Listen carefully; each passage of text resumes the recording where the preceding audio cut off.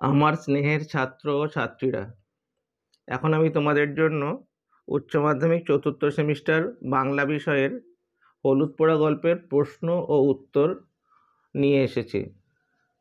পরীক্ষা তোমাদের খুব সামনেই, তাই অনেক প্রশ্ন পড়ার সময়ও তোমাদের নেই। তাই গুটিকত প্রশ্ন পড়ে যাতে তোমরা উত্তর লিখে আসতে পারো তেমনই কয়েকটা প্রশ্ন এই ভিডিওর মধ্যে আলোচনা করব। প্রথম প্রশ্ন, সে বছর কার্তিক মাসের মাঝামাঝি 3 দিন আগে পরে গায়ে দুটো খুন হয়ে গেল। কোন দুজন, কিভাবে খুন হয়েছিল, আর তাদের খুন নিয়ে এলাকাবাসীদের প্রতিক্রিয়া সংক্ষেপে বিবৃত করো। 2+3 5। অথবা দিয়ে আসতে পারে চারিদিকে হইচই পড়ে গেল। কোন ঘটনার পরিপ্রেক্ষিতে চারিদিকে হইচই পড়ে যায়? উত্তর তোমরা লিখে রাখতে পারো খাতায়। আলোচ্য অংশটি মানিক বন্দ্যোপাধ্যায়ের শ্রেষ্ঠ গল্পের অন্তর্গত হলুদ পোড়া নামক একটি বিশিষ্ট গল্প থেকে গৃহীত।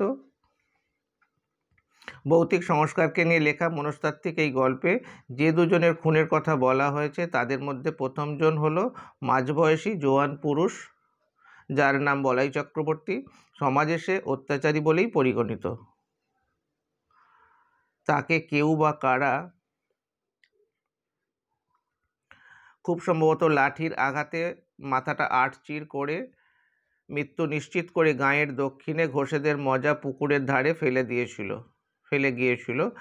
আর অন্যজন হলো গৃহস্থ ঘরের সাধারণ ঘরোয়া মেয়ে, বছর দেড়েকের বিবাহিতা ও সন্তান সম্ভবা আপাত নিরীহ মেয়ে শুভ্রা, যাকে কেউ বা কারা গলা টিপে মেরে বাড়ির পিছনে ডোবার ঘাটের কাছে ফেলে যায়। তাদের দুজনের মধ্যে প্রথমজন বলাই চক্রবর্তীর খুন হওয়াকে কেন্দ্র করে চারিদিকে বিস্তর হইচই পড়ে গেলেও আপামর লোকজন খুব একটা বিস্মিত হয়নি। বরং বলা যায় যে বলাই চক্রবর্তীর এরূপ অপমৃত্যু বোধ করি আশেপাশের 10টা গাঁয়ের লোক মনে মনে কামনাই করেছিল। আর অন্যজন অর্থাৎ গৃহস্থ ঘরের মুখচোরা বছর দেড়েকের বিবাহিতা ও সন্তান সম্ভবা শুভ্রার খুন হওয়া নিয়ে হইচই কম হলেও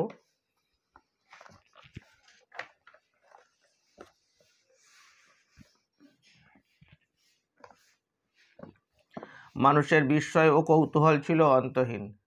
যে মেয়েটিকে গাঁয়ের লোক চোখের সামনে 8-10টা মেয়ের মতো বেড়ে উঠতে দেখেছে, বিয়ে হয়েছে, শ্বশুরবাড়ি গিয়েছে এবং রেওয়াজ অনুযায়ী সন্তান প্রসবের জন্য বাপের বাড়ি ফিরে এসেছে, পাশের বাড়ির মেয়েরা পর্যন্ত যার মধ্যে খাপছাড়া কোনো লুকোনো জিনিস খুঁজে পায়নি, এহেন মেয়েকে গলা টিপে মেরে রেখে যাবে কেউ বা কারা তা ভেবে উঠতে না পেরে গাঁশুদ্ধ লোক অপ্রস্তুত হয়ে পড়েছিল।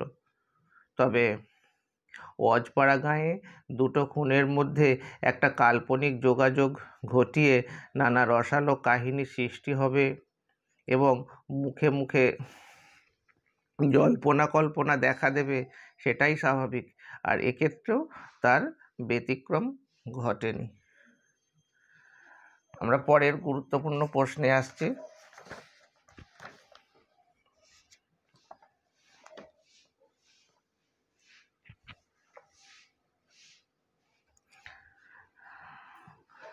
এই প্রশ্নগুলো তোমরা খাতায় লিখে রাখতে পারো, যেগুলো তোমাদের পরীক্ষায় খুব সহযোগী ভূমিকা নেবে। বাঁশটা সরিয়ে দাও। বক্তা কোন বাঁশ সরিয়ে দেওয়ার কথা জানিয়েছে? এই আরতির পিছনের কারণ আলোচনা করো। আলোচ্য উক্তিটি মানিক বন্দ্যোপাধ্যায়ের হলুদ পোড়া গল্পের অন্যতম চরিত্র ধীরেনের, যে সম্পর্কে শুভ্রার দাদা। 3 দিন আগে পরে গ্রামে যে দুজনের মৃত্যু হয়েছিল তাদের মধ্যে শুভ্রা একজন। আর খুন দুটিকে নিয়ে নানা জল্পনা কল্পনার মাঝে শুভ্রার অশরীরী আত্মা যখন দামিনীর শরীরে ভর করে, তখন কুসংস্কারাচ্ছন্ন গ্রামবাসী ভীত সন্ত্রস্ত হয়ে পড়ে। এমতাবস্থায় শুভ্রার দাদা বৌদিকে অনেকেই অশরীরী আত্মার হাত থেকে রেহাই পাওয়ার জন্য নানান কাল্পনিক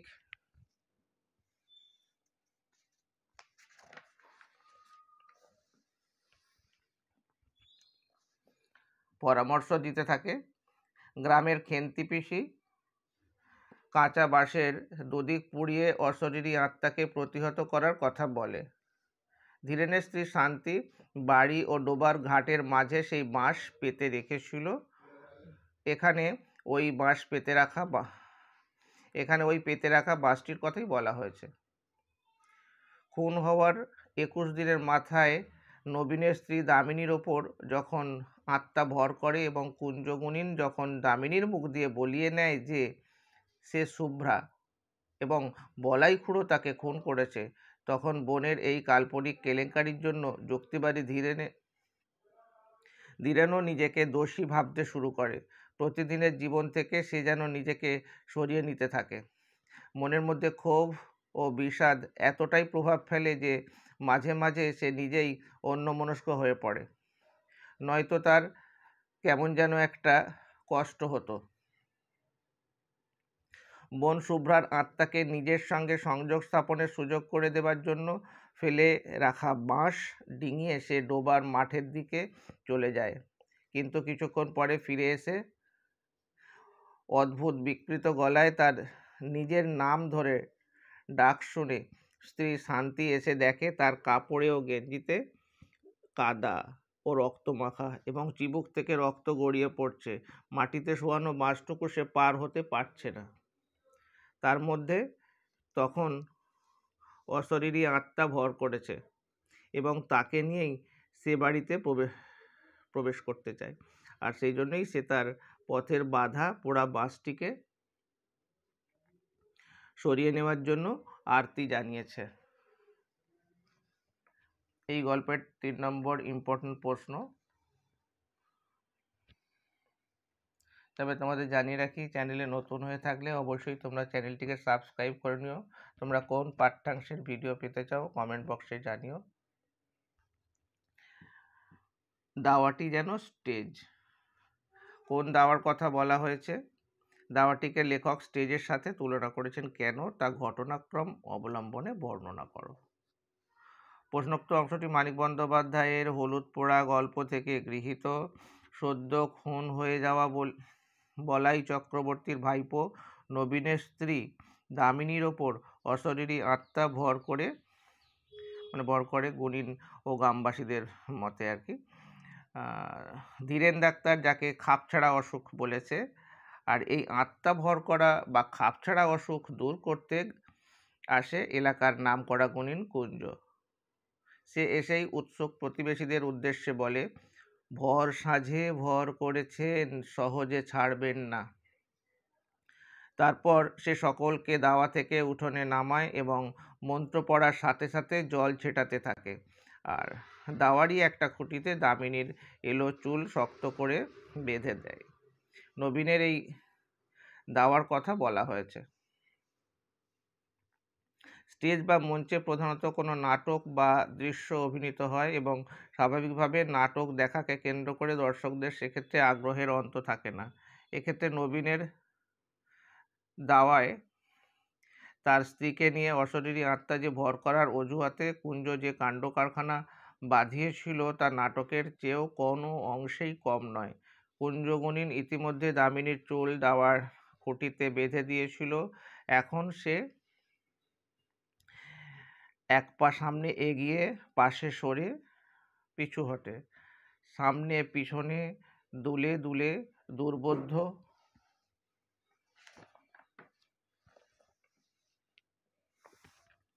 মন্ত্র আওড়াতে থাকে।